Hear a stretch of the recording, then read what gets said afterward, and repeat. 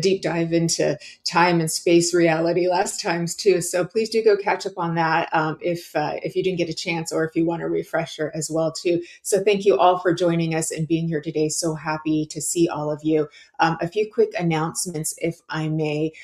Later on this afternoon, the lovely producer of the Sacred Spiral Network, Miss Kelly Brickle, will be going live on her show, The Psychic Hour, and she is interviewing Paranormal Pete from his show as well too, that he has on the Sacred Spiral Network. So that should be a lot of fun. He's a great guy, super nice, super knowledgeable as well too. So that should be a really fun interview. And tomorrow, my friends, I hope I'm not missing anything. I have a hard time keeping track of all the shows. Tomorrow we have Messages from the Enchanted Realms with myself and Miss Fran Pierce and Shannon Rattay. I know you all love that show. It's quite fun and uplifting and a bit comedic, but we do messages on this show from angels and fairies and dragons and whatever of the fun magical realms would like to come in and connect with our viewers and guests. So please do join us for Messages from the Enchanted Realms at 2:30 p.m. Pacific, which is 10:30 p.m. in the UK. And this is followed by Shannon Rattay once again, her show, Guided Life. So I believe she is talking about ancestors tomorrow and connecting with ancestors. And that comes on at 4:15 Pacific, 7:15 Eastern, and 12:15 a.m. in the UK. There we go. So more fun shows coming on tomorrow. And please, this Sunday is my For the Love of Spirit Sunday spiritual service. You can sign up and get the Zoom link to join that by going on to mediumjenniferrose.com. And it's over on the events page. Our guest medium for Sunday is our beloved Lynn Juno, who just went live earlier with her show, Kaleidoscope of the Soul. Fabulous medium, and we're happy to have her back on For the Love of Spirit Sunday spiritual service. It's modeled after spiritualism, but is a non-denominational service. We have mediumship, healing, inspiration, poetry, music, love. It is a big love fest over there. So I do welcome you to come and join us as well too. And again, that's on mediumjenniferrose.com. 10 a.m. on Sunday in the Pacific time and 6 p.m. in the UK. So, okay, almost done. And then coming up on Monday, we've got the Monday night lineup with Karen Bonifilio, Inner Realms, Outer Journeys, followed by Brian Lars' show, Be in the Light. Super awesome shows, both of them, followed by The Love Show, my sister show at 6 p.m. Pacific time.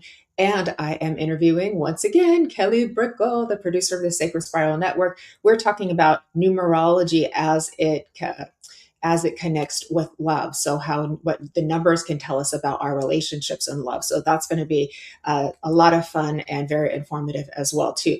So thanks for listening to all of those fun announcements. And again, I hope you all are doing well. Let's say hello to everybody while we're here too. So I want to make sure I have a chance to acknowledge everybody who's come. I want to say hi to Mr. Arnie Layton. I believe I saw you here with us as well. Thank you for being here. Hi, Arnie. Good to see you. And Brian Lar, good to see you as well. Thank you, my friends, for joining us. Hello, Evelyn. Evelyn has made it from the lovely Solvang, California. We've got a lot of people here. Wow, this is excellent. Brenda Lucas, hello, hello. Good to see you. I believe our beautiful Heidi Gold from Boulder, Colorado is in the house. Thanks for always helping to share out, Heidi, too. So thanks for being here and joining us as well. So lovely to see you, too. So I'm so happy that you all are all here. So thank you all for being here as well. I believe I see Katya again. Let me see here. Just Walton. Hello, hello. Good to see you. I know it's like we just saw each other over on Lynn's show and now we're back again. And it's Kalia, I see. Good to see you, Kalia. Thanks for joining us. We're not doing readings on this show, but you're going to have a lot of fun listening into what we're talking about because we get out there and it's a lot of fun. Hello, Sharon from Nottingham. Thanks for joining us. So happy that you're here. Thank you. Thank you. And let me see here. Everybody's here. Tammy. Good to see you, Tammy. Love and light to you too. Thank you for being here. Welcome, everybody too. Hopefully haven't missed anybody. Linda Owen, yes, evening to you too. Kim McClellan is back again too. I am so sorry I didn't get that right. Good afternoon to you too. Hello, Presh Pandey. Good to see you as well. So happy that you're here. And there is our lovely Lynn Juno. Good to see you, Queen of kaleidoscope and rainbows, my dear. Looking forward to seeing you this Sunday on spiritual service. So excited. We're all here, and Miss Carolyn, thank you for being here as well too. So it looks like everybody's all good and ready to go. Excellent. Okay. All right, my friends. Angela as well. What a pretty name. Thanks for being here, Angela. Good to see you. And Jay Cook as well here too. So a few more friends joining us on too. So welcome, welcome, welcome. I have a fun little what do you call it? Restore your faith in humanity story to tell you for just a minute too. I'm sure a lot of you have been following, because this has gone international as well too. Over in Wisconsin, there has been this massive rescue effort for these beagles in this breeding facility that literally breeds beagles for animal testing, which we all know is outdated and unnecessary now. And so basically, this place in Wisconsin was farming like 2,000 beagles that they had growing up in wire cages and being bred and being used for lab testing too. They were cited for violations of code that were, cruel to animals. And in the meantime, before they, release their licenses, what's going to happen to all these beagles? And so the good news is that 1,500 of them were basically, they agreed to sell them. So they didn't give them away, but they agreed to sell them and are in the process of being moved. And this has been an interstate effort, multiple people and organizations all coming together to make this happen. And we're still got to work on these last 400 or 500 that are in there that haven't been, released yet too. But I want to just say what progress that this has made, because it's like, this is one area where we can see what teamwork does. We can see what coming together does for a common goal, a common effort. And this was like love in action. And I'm watching this take place. And we really needed to see this when we're seeing a lot of just, horrible other things that are going on right now too. And it's also sparked further legislation against, puppy mills and other animal cruelty things that have occurred too. So progress is being made. So a nice restore your faith in humanity story too. I'm a beagle mom myself, but and as we know, they're very friendly, and that's one of the reasons why they're used a lot too. So, but what's been so beautiful, everybody, is that these puppies, it's sad and beautiful all in one. This little sad and beauty coming together. They're touching grass for like the first time in their life. They're feeling the sunshine on their face. Can you remember how you feel when you get sick and you've been like locked indoors for a week or two sick, and then you finally get to go outside and get fresh air, and you're like, oh, imagine years not being able to do that and being a pup. And just feeling the sun on their face for the first time. And so there's a lot of beauty in that. So let us just like take in the wins. And this was a really big win. And to see all kinds of people coming together. It wasn't about politics, or maybe a little bit, but it wasn't about, all different sides, all people of different sides, different religions, different political views, all coming together to help the dogs. So win-win, way to go.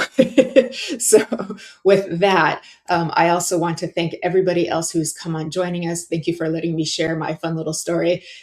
I feel like it's important. I know a lot of you have probably been keeping track of that yourself, because it's been, all over the news and all over social media as well too. Yes, we probably will, Evelyn. Yes, I haven't picked the, we always give, so you're allowed to, for Sunday service, Evelyn is asking a question. So for my Sunday service, it's a free or donation. So if you go on there, you just go on the donation button. If you want to come for free, you press in $0. And if you want to make a donation, you can enter in whatever you want. And I always give a portion of that to a charity. So yeah, that's kind of where I'm going right now. The last one we absolutely did for these, because there's multiple organizations. So I'll be kind of like splitting it up, a little for you, a little for you, a little for you. So yeah, so we've got to help the dogs. And that's a common thing that everybody loves. We all love our kitties and our puppies too. So yes, yes, yes. And again, that's mediumjenniferrose.com is my website. You can also sign up for my newsletter as well if you would like to, and keep apprised of all my upcoming events that I have going on, including my Sunday services. Let me just catch up really quick, and then we're going to bring on the fabulous and amazing Colin Walker in just a second. I want to say hi to Philosophy with Rish. Thank you for being here. Aloha Vivian. Thank you for being here. Patrick Monaghan from Ireland. Thank you for being here. Maria Coppola, thank you for being here. I'm glad you liked my happy story that I got to tell. Kendra, thank you for joining us. Carol Johnson, great to see you too. Thank you for being here, Carol. Oops, I messed that up. I messed up on one of the comments. Here it is. Oops, Joseph Pritchard, thank you for being here. Good to see you. So I think we're all, this was super cute. Let me see here. Kim is saying happy for the Beagles. Just the start. Indeed. We're gonna get this done. And thank you, Jennifer, for all the love. Yeah. And then Evelyn is saying puppy power. Absolutely puppy power. So I was so happy. I just have been so happy. And I want to say hi to my friend Rick. God afternoon to you too, my friend. Thank you for being here. I'm so happy you made it. Tammy, Margaret, and Michelle, so happy that you made it. Okay, my friends. Colin, we're ready for you. Let's welcome our dear friend, Colin Walker from the Menorca Consciousness Group. You ready, Colin? Okay. There you are. Finally. Hello. How are you? Oh, I am so sorry for the delay. I'm sorry. It's no problem. We're just happy that you're here, alive, well, and healthy. It's great to be here. Jennifer, thank you so much. And hello to everybody what's joining us. I've just, to be honest, I've just done a in-person event. So I expected to be back literally in time for this 10, 15, well, at least 15 minutes before we started. So, and then the messages overran because it was in person. So, but it was a beautiful session. It was a beautiful evening with everybody. And I don't always get the opportunity to do in-person demonstrations. Yeah, I know. So sorry, I'm very sorry about it. Lovely to see you. Anyway, thank you so much. I'm just happy you're here, Colin. So, and you had a few minutes to chill out while I was chatting with everybody too. Yeah. So I'm just happy you made it. Oh, sorry. Hang on. Oh, 1 minute. There we go. Yeah, we do have a little. I can hear a little bit of static. Is that any better? Yeah, that is better, actually. Yes. Let's try that then. Yeah. Yeah, that's much better. Woo! It gave me time to have a cup of tea. There we go. I'm glad you had that. Okay, my friend. So last time, a few weeks ago, and we knew we didn't finish the topic. We were talking about the other side of infinity, and we were going up the ladder and the spiral and talking about time and talking about dimensions. And I went and re-listened to it, and I was just like, boy, we did go into pretzels in the mental field, which is a lot of fun. We didn't get to really talk about star beings, our friends are interdimensional beings, or ETs, whatever we want to call them. And we didn't get to that part and to see where that's going on. And since then, so I'm jumping right into it. Is that okay? Yes, let's do it. I'm ready. We're like jumping right into it. Okay. I'm part there from the session area. I know, right? So since then, I feel like there's been because there's been so many things being revealed, and I think that the interest in how they are connecting to this really bizarre story that's unfolding, which some people, I would say, have been saying all along that this is happening, and now the mainstream is like, oh wow, this is really happening. They weren't wrong, right? Yeah. And so all of these things are being exposed, disclosed, coming out to the stream. Yeah. It's a little scary because it's like they're not even trying to hide it. Some of the some of the people who are doing things that are very destructive. I will say that the destructors in this too, they're not even hiding what they're doing. It's just like, so it's gotten to be very bold, and I'm just like, whoa, this is an interesting time we found ourselves in. But we know we're evolving. We know we're ascending. But there's been this renewed interest now in what role that our ET friends are playing in the ascension process, but also what role they've been playing in all along, and have some of them been less helpful and some of them been more helpful, and if some of them helped to cause this, so those kinds of things I've been noticed are being renewed. So it's not my expertise, but I'd like to definitely see what we can do to sort of, yeah, exactly. So handing it over to you. I Thank know you. it. I just gave you this big web of ideas. So maybe the best place to start is the truth of where we are at the moment, which is that shift, the shift which is taking place towards a new, let's say, environment of being, or new way of being. We know there's, in minimum now, we know we're moving towards an ethereal state because we're connecting to the ether more and more on a daily basis. So that's the initial part. Regarding all these wonderful, beautiful star beings, cosmic beings, etc., Arcturians, Pleiadians, the name just goes on and on and on, because what we're looking at is a situation, in this case on the planet, where we can safely say, for some reason, our light has been placed here, individually and collectively, to bring light into this sphere, this, what I call this plane of existence. And then we narrow it down to the planet, what we call Earth, where we're physically inhabiting, as we know.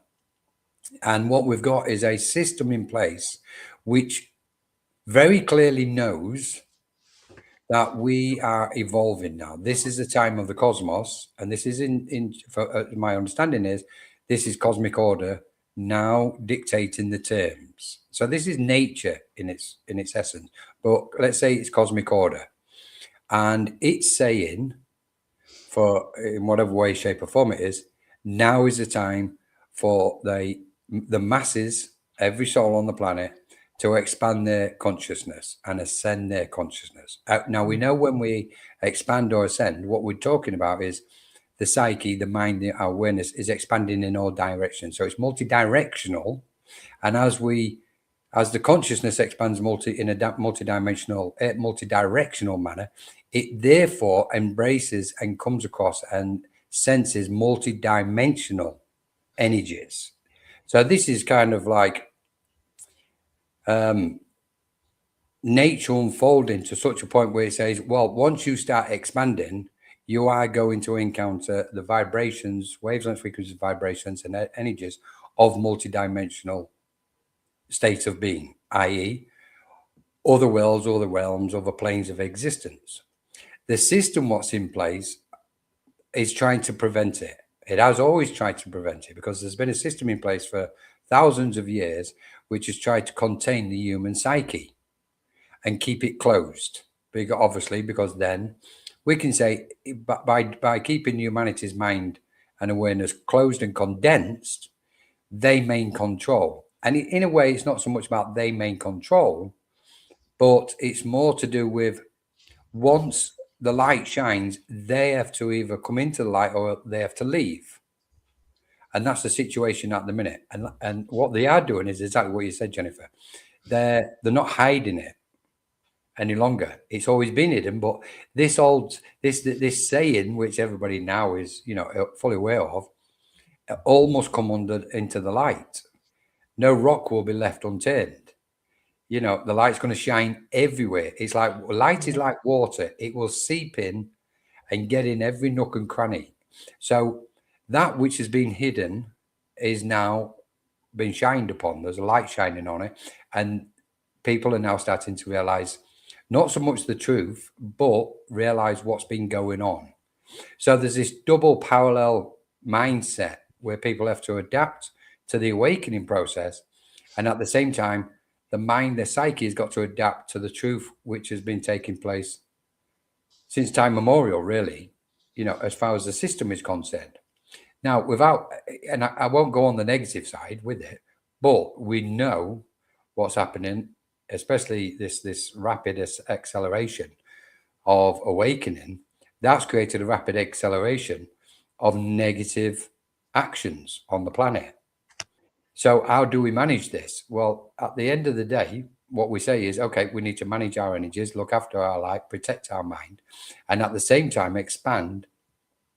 And the most important thing is to blend with those cosmic beings, to our spiritual guides and cosmic beings, because we know there's a convergence going on between the spirit world and the cosmic planes. They're all working together. And so the key really is for all of us to get as close to those as we possibly can.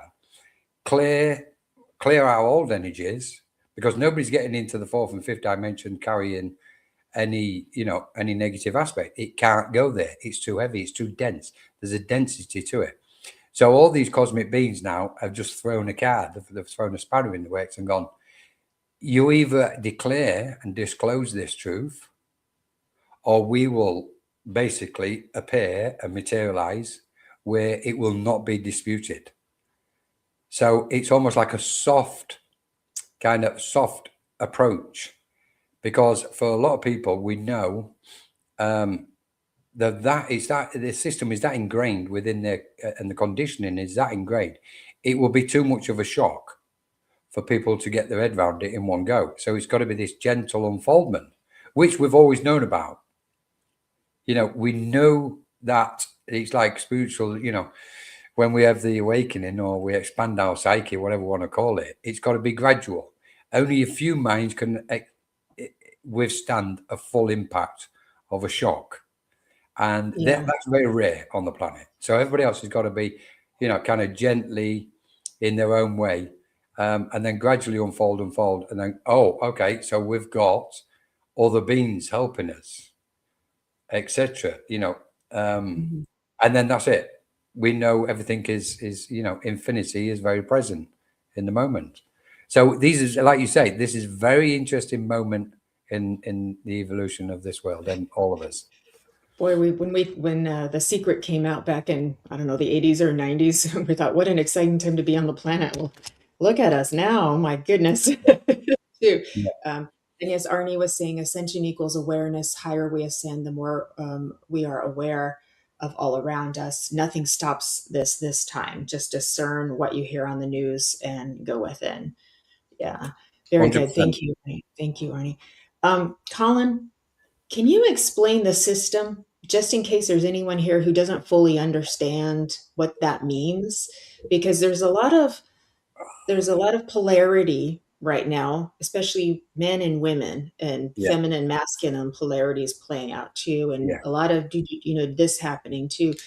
And we're trying to say, no, it's not that. Is it the patriarchy, or is it something that ETs have? The nefarious, perhaps, ones have helped to change who we once were. So this is a lot of the information that's coming out, and how do people who may be a little bit newer to this, like, sort all that out and understand it? Because there's a space for that too, because I'm finding that people who, like, even friends of mine, we would only talk about spirit world, and all of a sudden we're talking about ETs and all of this and things that too. And so the conversations are changing. And so people are definitely wanting to understand and know more. Yeah. Yes. So, I'm like, yes, finally. We're getting to the good stuff now. So, yeah, but it's wild. It's like, it's wilder than a science fiction movie, I think, at this point. Jennifer, very much. Yeah. So what we've got is a situation where, if we imagine that we are not just beings of light ourselves, we know and I know a lot of people know this, we've had countless lifetimes, and so that initially tells us we are not of the body, the physical body as we understand it. We are in minimum ethereal forms. Now, let's expand even and go beyond the ethereal aspect. We know we are what we can initially describe as forms of energy, and therefore we are forms of awareness. And yet the form, what we consider with our human mind, our what's called the mundane mind or present consciousness, that same form doesn't apply when we're talking from a multi-dimensional perspective. We've got to then go, okay, it appears that we are forms, but if we are beyond form, i.e. if we are formless, and I don't want to get too technical for people, but we are formless. Now, that takes some getting used to and kind of comprehending. And in order to comprehend formlessness, we've really got to, like Arnie said, we've got to go within. We must go within, because as we go within, we expand outwardly. And therefore, we begin to loosen the conditioning. We loosen, what we're doing is loosening the attachment to what we call the physical form, the physical body. So in order to understand formlessness, we've got to move beyond the perception of form. And we can only do that by our mind. So, okay, let's look at ourselves in its basic form then, or use a different term. We are beings of awareness. We are beings of energy. Now, when we use, because this word multidimensional can be thrown about too easy as well these days. So multidimensional beings means that we are radiating wavelength frequencies of vibrations of awareness. Those vibrations, etc., are awareness itself, of a cosmic scale, of an infinite scale. So what we've chosen to do, those of us on the planet, is bring a part of our awareness into this plane of existence and onto this, what we call the physical planet. And then we're trying to make sense of it, what's going on. But what we can safely say is, when we're making reference to a system, and this is where it really gets interesting, is the polarity aspect between light and dark. We're in the middle. There's an acceptance of the light and there's an acceptance of the dark. Well, not so much an acceptance of the dark, but when we get to a certain point, there's an acceptance of it, because we're at the center point of our soul, if you like, the center point of our awareness, which is totally detached from all these earthly dense emotions and also dense frequencies of thought energy. And as we expand and ascend beyond the thought energy, then we're going towards the realm of formlessness, and yet we are aware. So the system has spotted this, the system has seen this, and it wants to draw humanity into what I call a psychic abyss. And that's where we're seeing all this activity on the planet, which is very destructive, as we know. Now, the question remains, or comes, why are we present with all this destruction? Why are we seeing all this destruction? Why is the cosmos of this nature? Now, initially, we tend to get hurt and upset and offended and terrified or fearful or whatever, anxious, etc. It doesn't matter what the list is, because we're attached to this the earthly vibrations of this plane. We're mentally and emotionally attached to it. So what we do is, once we start doing the letting go process, the shadow work, healing, etc., we know we start losing the attachment. When we lose the attachment to the dense frequencies, what replaces them? The higher, finer, purer frequencies of our own awareness. And then we start seeing the light in everything and the light in everyone. So we can say what we're looking at is ultimately bringing light into this plane of existence in order just for the light to be present. And anything of a dense, heavy nature, whether it's a person's thoughts or emotions, have got to be transformed, i.e. cleared, cleansed, purified, doesn't matter what name we give it. And in conjunction with this, we're in direct alignment and direct attunement with cosmic beings who are assisting us in this process. If we just take one little step, and I'm going to be very cautious here, but I'm going to throw this one out there. I'm going to throw it out there. So if we take one little step What we're looking at is also light and dark playing out beyond the earth plane on other frequencies and planes. So this, let's say,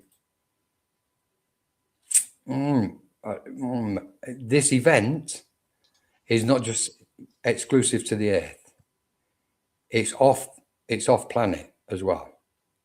So we've got to, so in effect, we're all working what we call the greater good, but we're all kind of working for the light to shine in the cosmos, in this area of the cosmos, with the direct help and assistance with star beings, cosmic beings, etc., etc. You know, that's why we're seeing so much channeling now. They're trying to tell us and help us and guide us. And the key word here, really, which has been coming in for so long now, is preparation. They've been pounding away for years and years and years. Prepare, prepare, prepare. The event is getting closer, you know, and we can see this as we can't just see it, we're a part of it. Finally, on the last note, my understanding is we're about to see the end of polarity. And from that, the end of polarity, we know what we're going to have: oneness, that just being, and therefore we'll recognize the formlessness of our own awareness.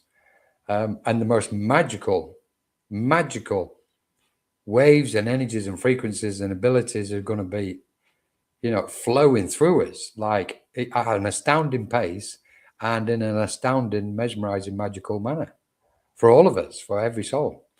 So yeah, you're touching on something here. you handled that very delicately. Well, considering you dropped that straight in, Jennifer, I thought, oh, wow. I know. So inquiring minds want to know, Colin. So Arnie was saying, yes, lifetimes, not only here as other life forms. Yes. And Brian was like, yes. So he's understanding. And again, Arnie, light shines on dark and exposes it. It cannot hide. Very true. Just like when we go to 4D, each will no longer be able to hide anything as telepathy becomes more and all. That's a big thing, is the telepathy. You can't hide, you know. So like and Evelyn saying, "Holla freaking Lula," and Vivian says, "Wow." Colin, you say it much better than me. No, I don't think so, Arnie. You're quite an eloquent speaker, Arnie. Indeed, he is. And hello to everybody who's joined us. Thank you for being here. And so I've got a bunch of questions, Colin. I'm oh my God, I'm going to go crazy here. So I want to stop and I want to talk about Arnie for a second, because you know there's this balance of not getting pulled into it, into the density, and keeping a little bit of a detachment and holding the space and seeing this playing out and remaining the observer. But then there's a point where, like, is our silence becoming compliance, you know, where we're not actually helping because we're not speaking out, we're not using our voice. And I just want to give Arnie some credit, because whether, you know, you believe Arnie or not with what he's saying, it's like he says it, he puts it out there, and he's, so I want to give you some love for that, for just using your voice and seeing what is meaningful to you, and displaying that too, because it seems to be hard for us to do. So it's finding the balance of speaking out. Like, I'm not happy what I see going on in the Middle East, especially with women and young girls and things like that. It hits my heart really hard, you know, and I understand I can't get pulled into density, but it also is like, what's taking this so long? My human Colin is like, what is taking this so long? Why aren't they helping more? And I do understand many of us are star seeds here. So we actually came here to help with the light, you know, raising the frequency, building the grid, amplifying the grid. So we are the ones saving ourselves, if you speak. But at the same time, it's like, look what's, you know, it's like, this is still happening, you know what I mean? And it's like, it's a lot for us to process. What do we do with all of that? Yeah, totally. Yeah, this is beautiful, Jennifer. Firstly, I would 100% agree with you and fully support Arnie. It's like each must play his role, and Arnie is playing a brilliant role, and that voice it's like what you're saying is remaining silent complicit? That's an interesting. Do you say something? Do you remain quiet? Now, one thing what I understand over all these, after all the analysis of viewing these layers and levels and frequencies on so much, is everybody's got to go with their own intuition, and action is the most important thing. Action is the number one. I understand people maybe want to speak out but might feel a little bit hesitant or fearful. Then that's where they are in that moment. Others, are shouting it from the rooftops, like Annie and so many others out there. They're doing amazing because they're informing people. They're reflecting the truth of what's, predominantly the truth of what's going on. Those what are silent, they're doing amazing for me because they're kind of holding the light in a way. And then, of course, you've got so many others what are doing things what nobody's even heard of. Behind the scenes, hidden, not in the public eye whatsoever.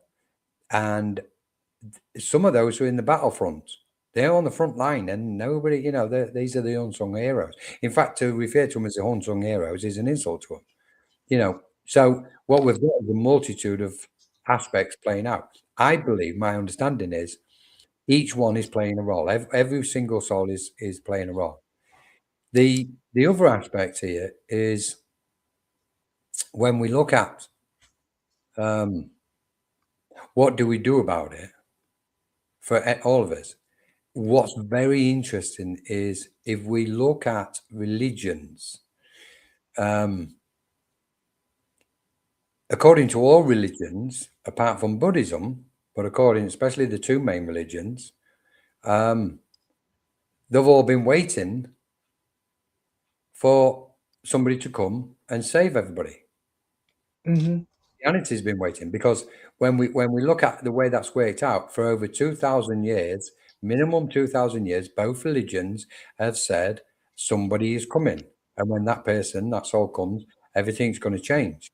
Well, what a tool to use to dumb down the masses and let them lose. Waiting and waiting and waiting and waiting. It's like everybody has been, not everybody, but a lot of people have gone, well, I don't need to do anything. So humanity is We not give our taking, power away. We give our power. humanity is not taking responsibility. Yeah. And then now we're at this moment, like you've said, where so they've used that card. That card has been used. No, you all need to be quiet, calm down. There's somebody, they're on the way. They'll be here in 5 minutes. 2000, I've got to confess, when the year 2000, 1999 finished at the very end, I went, well, that's just blew Christianity out the water then. Because he was supposed to have arrived after 2,000 years. Well, that was up 26 years ago. Sorry, but I'm not sorry. So, but nobody's going to save us. We are celestial cosmic beings. And I don't want to say we are powerful because I don't like the connotations what that's got. But in a positive light way, there is a phenomenal power to our light or to everybody's light. And cosmic beings, as you were saying, it's funny now, humanity is awakening, and humanity as a collective and individually, we are now we're becoming the adults. We're starting to take responsibility. It's my journey. If I'm hurt or offended, that's my problem. That's my situation. If I need to heal, I need to do it. So it's all in here. It's internally. So what we're saying from that is, I need to let my light shine, which means I need to peel all the layers off.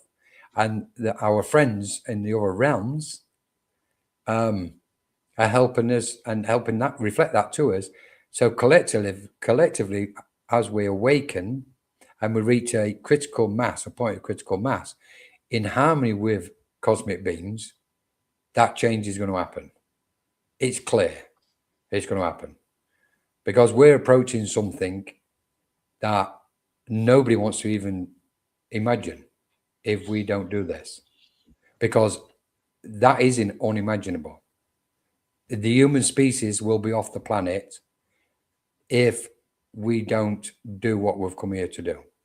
Every human being will be leaving this planet because they want everybody off. When I say they, certain minds, they want it. But even they're, for me, they're going to be coming into the light. We're seeing it. So this is very, very interesting stuff. It's very, indeed it is. I was, well, first we'll get a little caught up with our friends who are making some beautiful comments too. And Brian Lara is saying our own frequency projected with action. That's a nice balance. I like that too.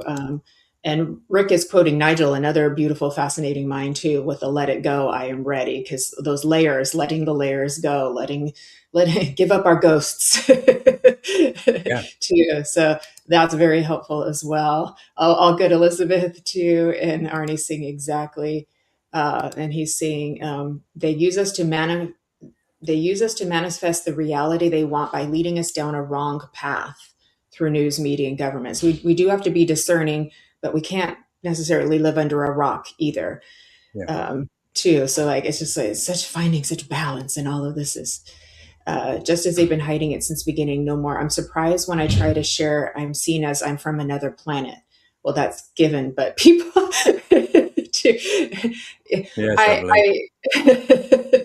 so that may be changing. I'm seeing people all of a sudden seem to be much more open to because so much has been exposed, and they're just like, well, what else? Yeah. Buddhism focus on that which is within us, and everybody out of the pool. That's I love that one. Time for us all to grow up, right? Yes. Yeah. This may be my own, personality talking to, but I'm looking at our friends, and I can go out on the road and I can perceive there's a lot of spacecraft out there. I don't see them with my visual eyes, but I see them with my inner vision, and they're all there, and they're watching, and they're hanging out and observing this adventure, whatever it is, greatest show on earth, I don't call it. But I'm just kind of like, can you help a little faster? Like, can we get some help beyond support? Like, yeah. Actually, and maybe there just is, and I just haven't perceived that yet. I understand it. But I'm like, come on, frequency with action, like Brian says. So if we can do it, you guys can do it too. But yeah, I get it. I get it, Jennifer. That's in a way, it's like an overlay from the conditioning, from our conditioning, with that lingering aspect where, well, are you going to help us? And they're standing there, all like as you said, zipping in and out these realms, and they're saying, you've got to do it for yourselves. You've come to do this. When you reach a certain frequency collectively, then we can step in at that point, because then we're in harmony with them. Until we get to that frequency, they cannot step in. Otherwise, again, we're handing the responsibility over to somebody else again, i.e. cosmic beings, star beings, celestial beings.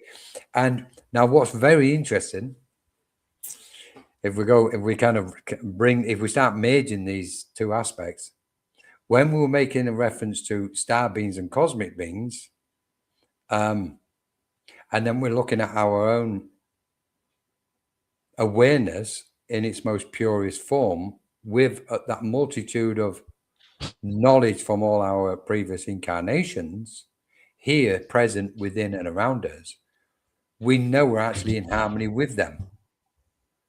We are in conjunction with them. We're working together with them. We know this on such a frequency. I don't want to say higher frequency, but people, understand it when we say higher frequency. When we communicate, or as we're communicating with those other beings on those higher frequencies, even as we're talking right now, we are all communicating with them on those higher frequencies right now. What I believe is happening is Once we come out of the density, this shell, once we can get this shell transformed, then our conscious mind, this conscious frequency of awareness, rises up. And then that will be the moment when we merge and blend with them. And we go, okay, the collective, what we're talking about, isn't just the collective on the planet of the human species and spiritual minds. The collective is the cosmic collective. That when we merge with them consciously on those frequencies and vibrations, and we don't drop back down, we think we've got to ascend in one level. We've got to ascend like channeling. Okay, we need to ascend to communicate with them. In effect, what we need to do is empty ourselves, clear our mind, and we will naturally attune with them.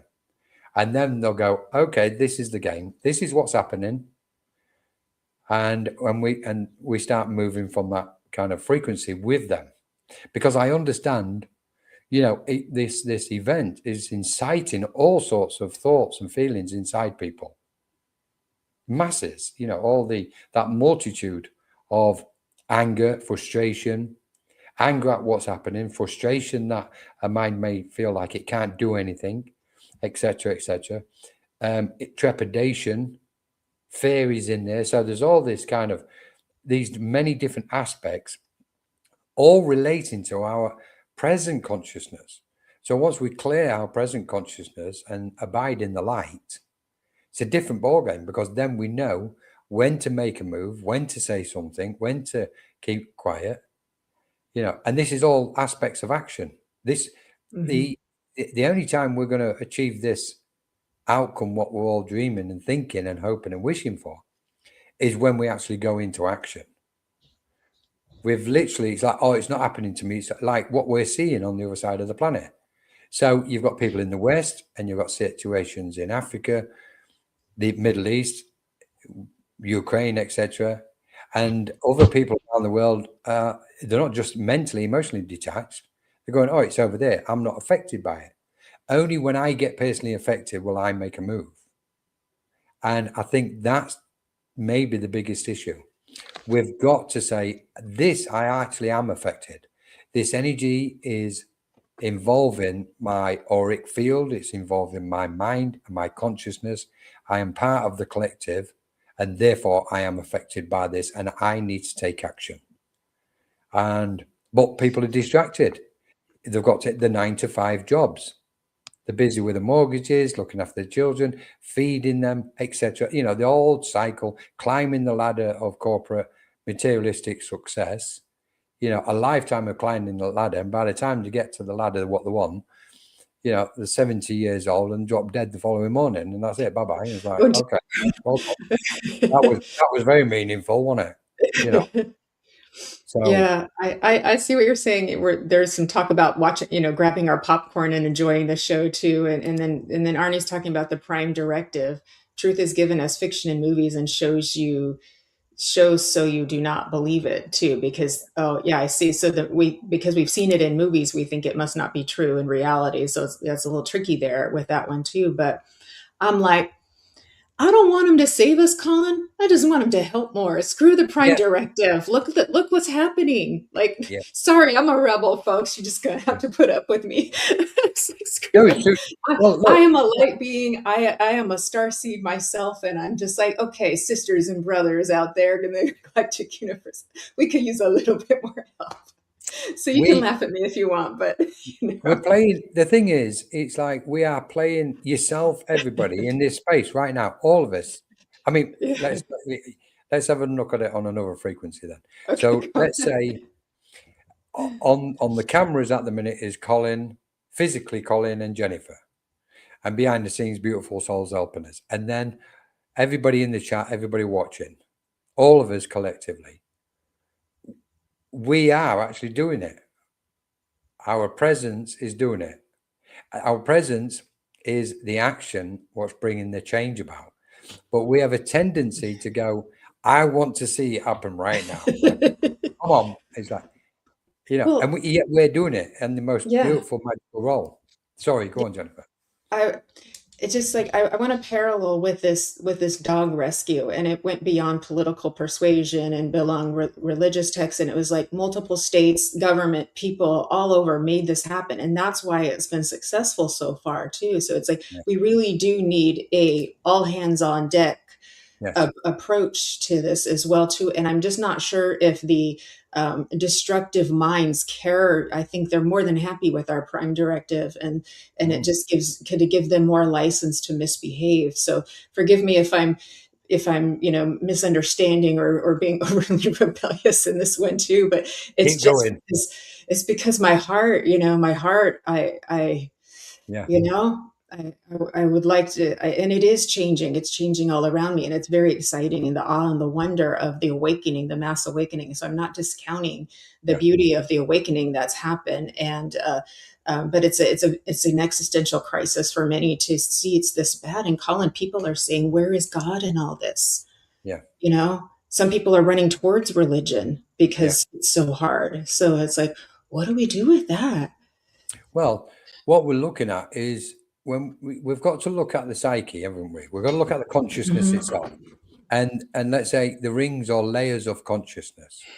We know each ring or each layer of consciousness is whether we call it a wavelength, a frequency, or vibration of awareness. So we expand, and the same with when we're going into the altered state.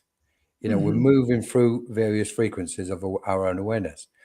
So when we're in the middle of this situation, which we're in, this event on the planet, each individual mind is doing exactly that. It's moving through the frequencies of its own awareness. And therefore, what takes place as a direct result is in between each frequency is or rest the thoughts of our understanding of the event and life and existence itself. So during each transition between one frequency to another, those thoughts have also got the attaching emotions. And that's why it weighs heavy on our heart. And it's like, okay, this is serious now. This is bad. Well, Colin could sit here and say, well, actually, over 30 years ago, I could have told everybody it was serious because it was like, it going to hit the fan massive. Okay. So, but Colin doesn't like doing stuff like that. It's the 30-year syndrome, I call it. I've been doing this 30 years. It's like, and the thing is, it's that space between frequencies, and when we hit that new frequency and we have that next vibration of awareness where the light pops, it's kind of, okay then. And we've dissolved that initial ring of awareness, that kind of frequency, and so on and so on and so on. So I get what you're saying entirely, Jennifer. What we're looking at on the planet is the old saying, each must bear its own cross. So we're all carrying a cross. We've all got a cross to bear, both of our own karmic cycles and clearing our karma, and the karma as a collective on the planet, and then a collective off planet. So when we look at it from that perspective, from let's say a multidimensional or another dimensional aspect, looking down upon ourselves or at ourselves from that distance, we can sit there and say everything is okay. It doesn't appear to the human mind, it looks absolutely horrific. And I know some people say, Colin, you can't sit there and say everything was okay. I don't mean in the physical, material sense. We know it's not. That's why we're here to prevent it. But ultimately, when we view reality, everything is okay. And yet that's the terrifying bit in its own way. Because we can't sit there and go, well, that's suffering what's taking place, as an example, in Iran, etc., or anywhere else for that matter. Somebody being killed or maimed, women, children is a classic. Is that okay, Colin? No, of course it's not. What do we do about it? Well, we have a choice. We either stop the system and but we must go into action. It's okay sitting there talking about it and thinking about it and writing about it, That does not work. Action is the only thing what happens. So we're left with a choice. Do we remove those what are causing this hurt and pain, or do we go within and shine our lights and clear and remove all negative aspects what we possibly can from within us, so our light radiates, and hopefully that radiating energy is going to change their thinking. I go with the second one. I love action. I'm like, I nearly said I'm action man, but I'm not. So, but I love action because this is it. We've had thought and we've had feelings. Now is the time for action. The question is, what action are we going to take? In this case, Arnie's using his voice. Is in action. His voice, the speech is actually a form of action. So he's narrating this journey, so people can kind of get the benefit and wake up, or not wake up, but listen. You have to stop me, Jennifer. Go on, jump in quickly. Now, I get what you're saying, because when we come back into the frequency of connection, we see an innate perfection in source consciousness too, and I think it may be hard for people to grasp that that there is a source that may desire to experience a multitude of frequencies on a very high spectrum. I'm wording that delicately as well too.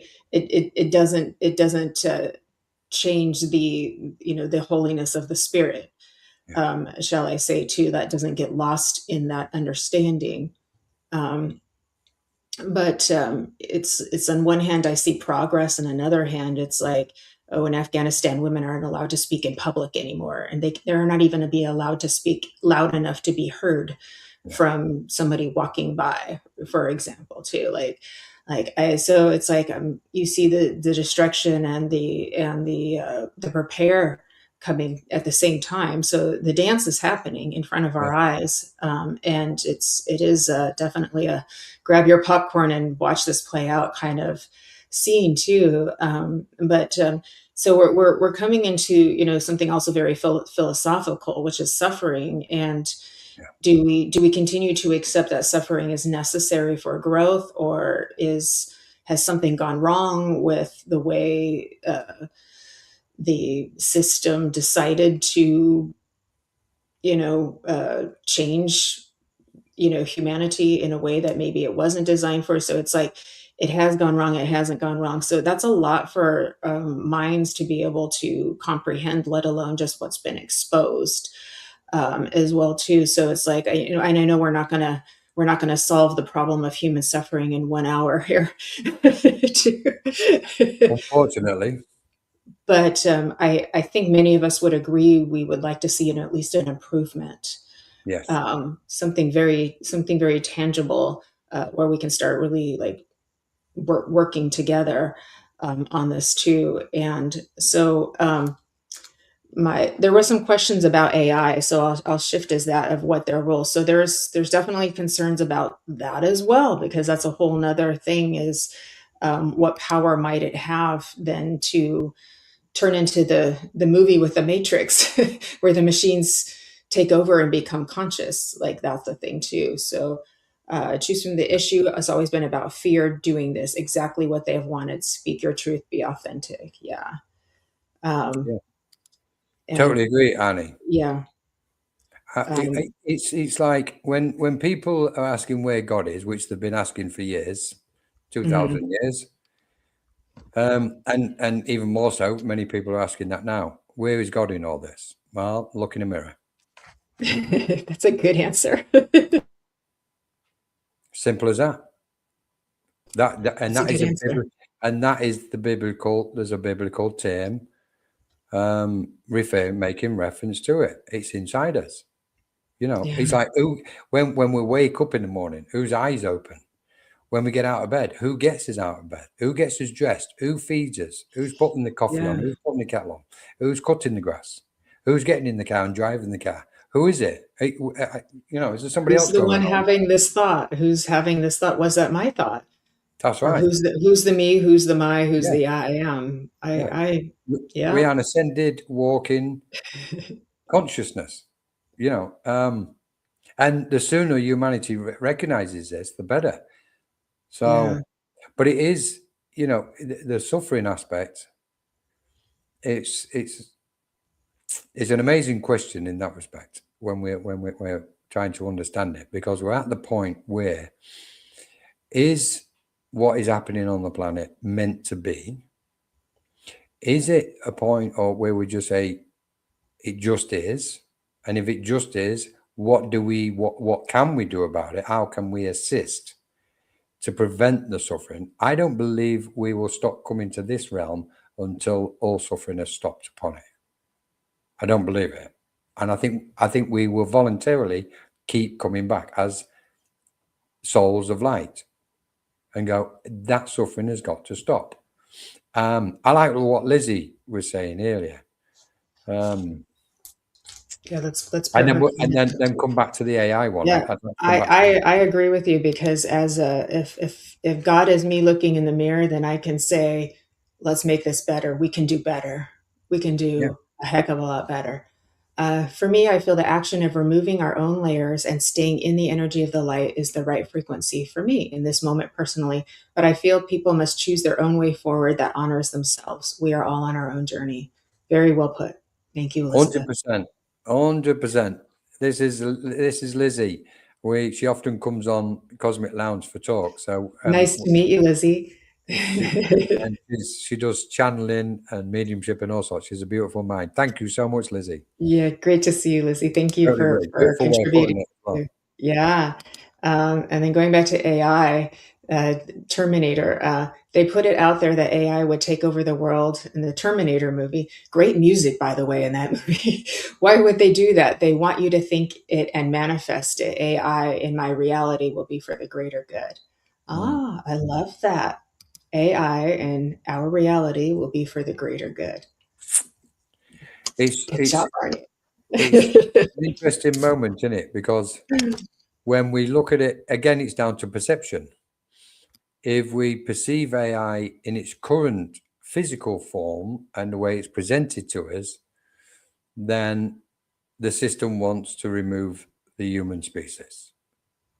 Well, we can get to the point. It can't stand it. It can't stand humans. Negativity and dark forces cannot stand us. It hates the light of who we are and what we stand for. It cannot stand love, and it wants to destroy it. So that leaves us with a question. I know a lot of people, that might be shocking to a lot of people, but it was like, okay, let's cut to the chase. This is what's happening. It's like we've been at, you know. You did it, Colin. Yeah, it wants to those dark forces or dark energies and the minds, and they are deeply suffering. They are still souls of light within them, but it's that deep they've lost control to the darkness of their own negative aspects. So therefore, the healing is greatly needed, and compassion. I understand all that. I get that, and I believe in that. Even what we may consider the darkest soul, which there isn't a dark soul, I don't believe. Me too. But the most dense one requires compassion and love and healing. Having said that, while it's in its present form in an uncontrolled manner, and what we're seeing around the world at the minute is like a rabid dog. It's uncontrolled, it's lashing out, and it wants to utilize AI to remove the species. If we are not careful and if we do not come together, there is a possibility this could be the last generations of the human species on the planet. So that's one side. On the flip side, what we're looking at is as the light gets more intense and gets brighter on the planet, negativity gets denser and it's throwing out its kind of energy. So it's causing wars here, conflict there, divide there, division there on a mass scale at the moment. It's all controlled. It's a controlled demolition, and it's all to make sure they stay on the planet and stay in the world, but they will just want to control it all.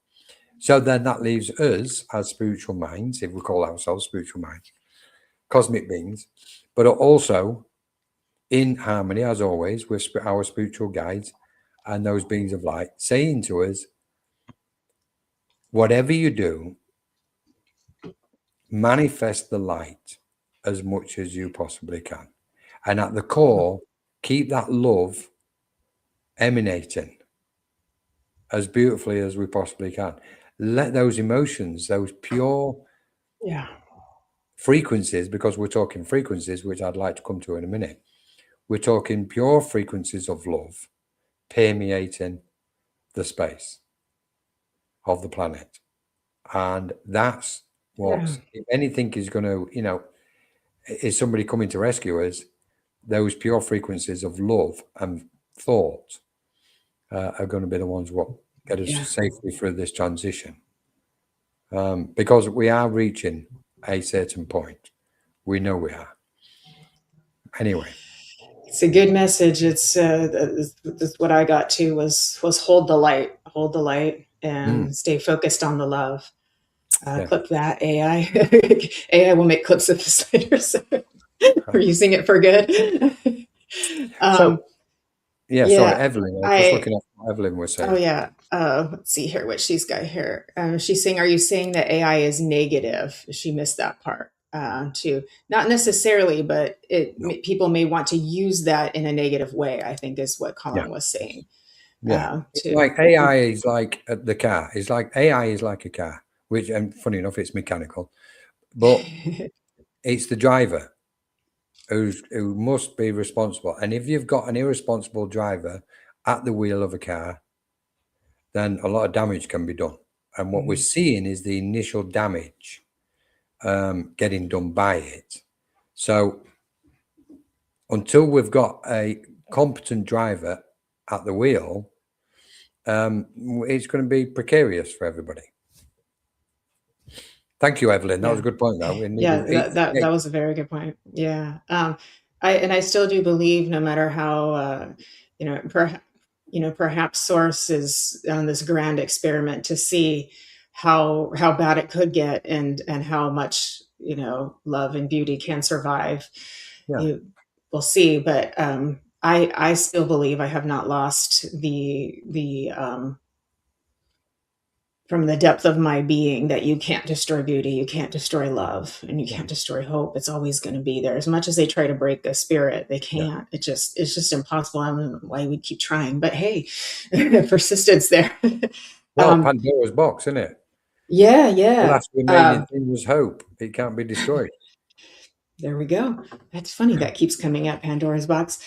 So, okay, my next question for you, Colin, is now that belief systems are changing dramatically because of all of these really hard things being exposed, especially to children and to women and the wars and everything. And I have had the ETs channel through me this week. They said the wars have to stop. It's just very bluntly, like the wars must end. So that's a thing. We've got to hold the light for that too. But is what we might call the parts of the grid that need to be healed or transformed, or I'm trying to put this very delicately, that are fed by not knowing. Because it looks to me like when I tune into that, it looks like it's cracking, and crumbling a little bit. So when we all start to basically wake up to what's been happening, for a long time that we maybe couldn't accept or didn't realize or didn't know, didn't even have time to, because we're so busy raising families and doing our jobs and all of this kind of stuff too. Does that, just that mass knowing, like as sad as it is, does that like basically crumble, an existing overlay or system itself? Like just the mass, so many people now understanding and knowing something that they didn't before. That's a massive breakdown in a psychic belief, a collective psychic belief, right? In this, within the psyche, right? So that is a structure that is now crumbling down to the ground. What does that do to the grid, the collective consciousness, to make space for change? Did I just open up Pandora's box? No, you've just opened up, I think you've just opened up one of the most beautiful conversations anybody could have on this planet at this minute, Jennifer. Oh, well, thank you. Seriously. And the reason why I say that is because if we look at a grid of energy around the world, or wherever it is, it's permeating through it, whichever way we view it. But let's say, as an example, just for visualization purposes, that there is a grid, a web, or netting around the planet. And in that grid is humanity's accumulated thoughts from time memorial on this planet and emotions from time immemorial on this planet. That grid has been filled with it. Now, we know the planet has seen one thing, as well as the continuous presence of a species of light, human species or whatever we call it. So the planet has been inhabited for a certain period of time immemorial. Let's put it that way. Okay, since it came into being. So what we're looking at is all those thoughts and feelings, the emotions in that grid, packed into that grid around the planet. Okay, in the space around us, so to speak. We know one thing has been taking place on the planet continuously more than any other, apart from the presence of human beings. And that's wars and conflict. So what's happened is a mass of energy, fear energy, hate, pain, emotional, mental, all types of, let's say, painful, what we call negative aspects, has been fed into that grid. Totally. Over, since we can imagine. Now what's taking place is humanity's awakening. The souls on the planet now, everybody, or the majority, is now expanding their psyche, and they're taking responsibility. They're clearing the hate and pain, not just physically, mentally, emotionally from this lifetime, but many other lifetimes which they've inhabited on this planet. What that's doing is sending light through the grid. So I know this, we can say there's light workers, there's grid workers, which is fine, I respect. But the real work for me is the awakening as we unfold and expand our consciousness, and we deal with our own inner sufferings and clear and transform our own life, pain and suffering. That energy then sends absolute stunning shock waves of light through the grid. Now, what's interesting is the old grid, or the grid as it used to be filled with negativity, was utilized by negative minds. And I'm going to come somewhere else with this, if I may, in a moment as well, because this extra point is very, very relevant. So forces have used the old fear energy, the suffering energy, negative energy, which was in the grid. And they've drawn upon that energy, literally drawn upon it. Now, if you imagine, or if we imagine where we draw on the light to heal and offer love and compassion and help somebody, the flip side is they've been drawing on the fear and negativity. And from that fear and negativity previously, they've been able to manifest wars, divide and division. This Machiavellian way of a system in order to keep a certain level of destruction going on the planet in order for them to maintain control. So they're running out of energy. So what's happening? So where are they getting the energy from? They can't. There is no source of energy for them. The source of energy has been all this suffering which has been laid on the wavelength, frequencies, and vibrations of the grid. So they're running out of energy in order to manifest all the negative aspects. So what they're doing, they are cornered. So they're lashing out. And that's why we're seeing so much negative energy on the planet at the minute. Therefore, as the light shines, goes around the world, it goes into the grid, darkness doesn't like it. Don't do that. You can't do that. So it's trying to cause more divide. It's trying to cause more harm, more hate, more pain, more suffering. Okay. So as mediums, the second part of this, if I may, the second part of this, as psychics and mediums and channels, etc., we often hear people say, oh, hang on, I can feel this negative energy around me. Oh, hang on, I feel like I'm being psychically attacked. Okay.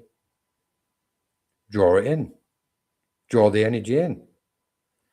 Utilize it. Draw the energy towards your own light, because your own light will then transform it before it even gets close to your heart or your soul. And it'll be transformed into what? Light. We can't say we are transformers on one hand and not transform. Well said. We forget that part. So that was that. Knowing, doing. Yeah. This for me, Jennifer, is why when we're talking about the change, you've just raised one of the most relevant points on the planet at this moment. Like, I've studied this for many, many years.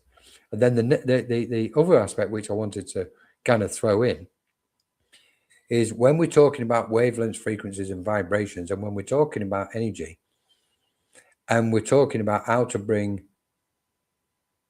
this change to an end, or bring the suffering to an end, then it's the ideal way to do it is really, really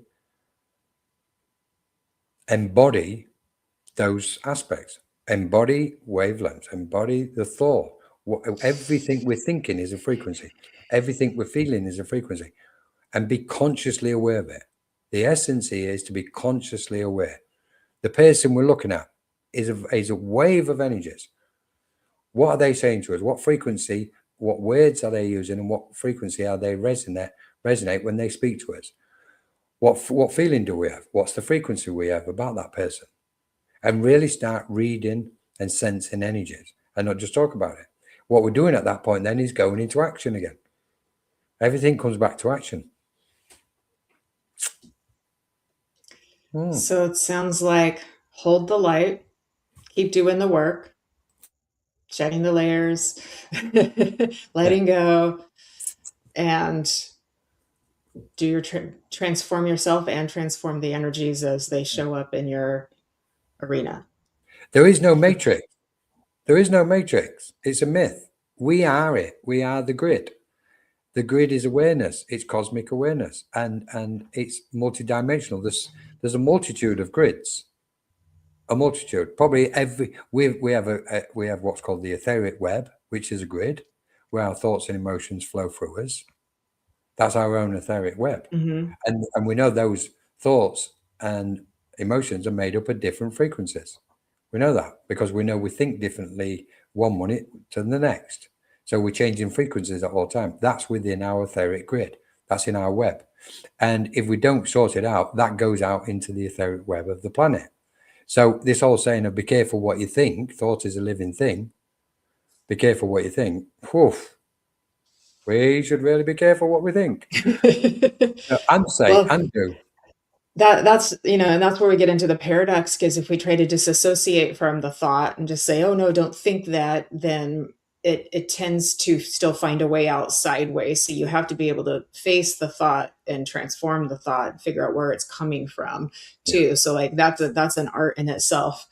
But Stacia Cherry is saying it's powerful, the collective consciousness. Yes. Hi, Stacia. Good to see you. Hi, Stacia. She's going to be on our Sunday service with Fran and Kelly and Nancy this Sunday. So we'll see you all this Sunday. The more people know the truth, the quicker we see change. Why silence is not the answer.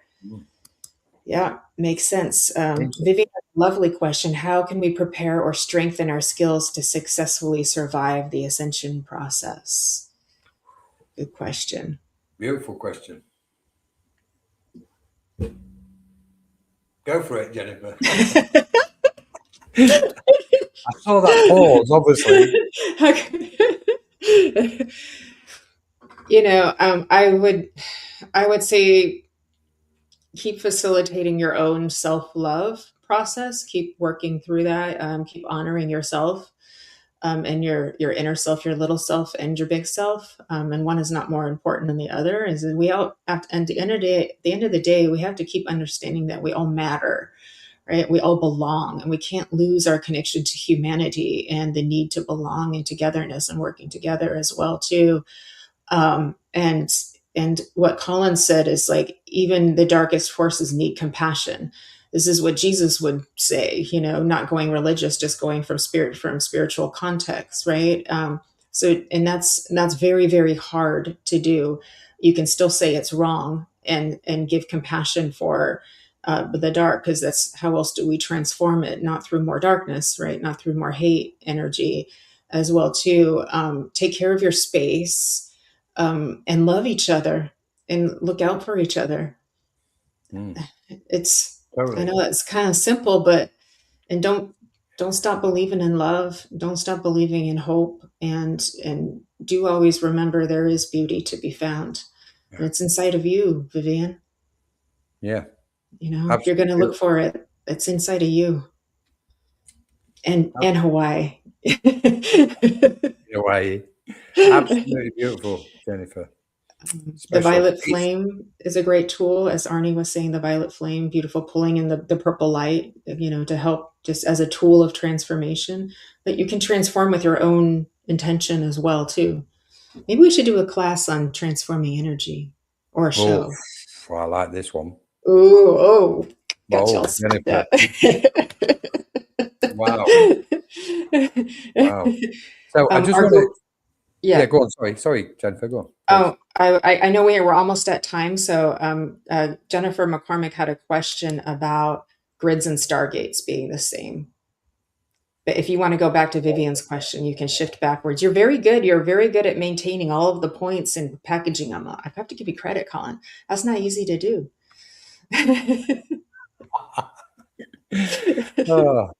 It's now just I had a thought and I thought, bite your tongue, Colin, bite your tongue. Right. So sounded like a strange voice spoke through just then. Yes. Yeah, we start channeling after a while. Hi, Mark. Lovely to have you with us, Mark. And Rish. So just quickly, hi, Rish and Stacey. Yes, this one actually, if we can fire away with a couple of bits, because I like this one, what Stacey about. Shifting from ego-driven division to interconnected awareness. Absolutely 100%, Stacey. Yeah. It's like as we dissolve aspects within us.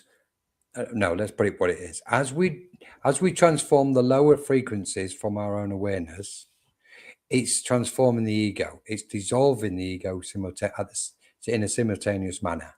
So for every thought, what we may have, which may be of a negative nature, we don't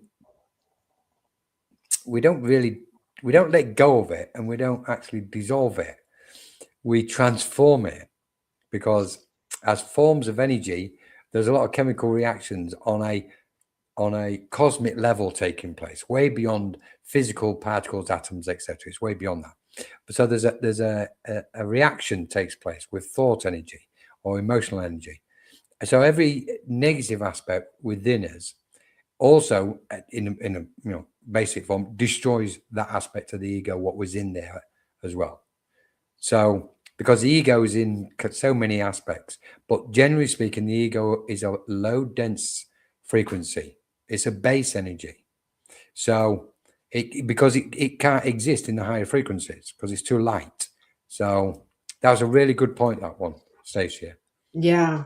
And this will bring another point to Vivian's question of what we can do is keep enhancing your own telepathic connection. And that includes emotional attunement as well too, because with telepathic connection, ego can't we can't hide. We can't hide from our thoughts and feelings and stuff like that. Might be scary to people, and it is hard because as I develop my telepathic connection, I am more telepathic, and so I can see what's going on behind the scenes, and I'm just like, all right, well, I've got information, but then it's it's Well, sometimes it's what you want to know, what you finally know too. Like, I didn't want to know that, but I know that. Okay. It's like, do you know what, Jennifer? I'm so pleased you've raised this side of it, because there was, I didn't know whether they wanted to throw this one in with that, but they've just said, go on, just throw this one in. So when we look at telepathy, as Rish said earlier, it's not new, it's always been here, but, and I agree with that point, definitely. The aspect of telepathy is a natural aspect of our psyche, because the psyche, as we know, is consciousness, and when we become conscious of other people's thoughts and feelings, we're actually telepathically picking them up, we're sensing them. So telepathy and the psyche are almost one and the same. It's just kind of a use of the psyche. Okay. And we know when we're given a psychic reading, or we're reading somebody psychically, it's a telepathic interaction. We're sensing it by our own telepathic means. So we're separating, in a way, psyche from telepathy, and we shouldn't. We should be blending them both. And so anyway, I don't want to open that up too much. No, you're right, and that does include. We're going to have to do part 3, Colin. Sorry, we're just a team for good now, if you don't mind. You're stuck with me. I'm so sorry, everybody. I claimed you. But we also have to remember, you can also, it's your channeling, it's your claircognizance, but it's also your clairsentience, because your emotional attunement can oftentimes be more trustworthy than your thought attunement too, because when it comes through the mind, it can get changed and distorted through the filter process too. And so we continue to build that attunement, but with emotions, it's much harder to basically put a filter onto. So what you feel is what you feel. Then it's just discerning, was that me or was that other? If that kind of makes sense too. So what we're going to have to do a show on that, Colin. You're stuck with me. Let's go with it. Yes. All right, my friend. I think we got to wrap it up. And I'm so grateful to all of our friends who have been here as like supporting and offering such, they've really been contributing to this conversation with all kinds of wisdom. And I just so appreciate it too. I want to give a little Mark. I just want to read his comment too. The force outside is working against the greater good. There's a point coming soon where they will lose power and control, and the greater good of all will shift to a higher power. Yeah, I love that. I do believe we're getting there. Well said. Yes, well said. Well said. Any final thoughts, my friend? Thank you for being my esteemed guest on Embracing Infinity with all of your knowledge, wisdom, your time, your presence, your light, your love. As always, it's an exceptionally humbling experience to be in everybody's presence. Yours, everybody in the chat, everybody what's been watching. If we're going to do this, we can only do it the way we're doing it right now, and that's together. And I can't express sufficiently the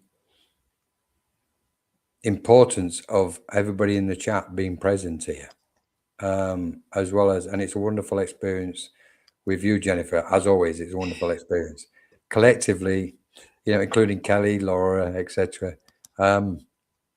And the main thing is, it's happening. The more we do this, the more we're bringing about that beautiful change, which we're all hoping for. And please, whatever you do, don't just stay light.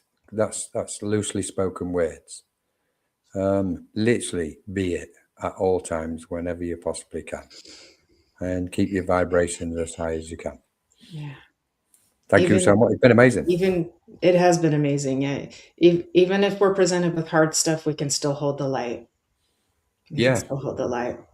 Yeah. Don't run at the moment. Try not to run from your fears. This is to everybody. Don't run from your fears. Draw them towards your light. Your light will just transform them immediately. You'll be surprised. And you know what I always say, Colin? What you run from will chase you. Oh, yes. So, Yeah. don't forget that one, folks.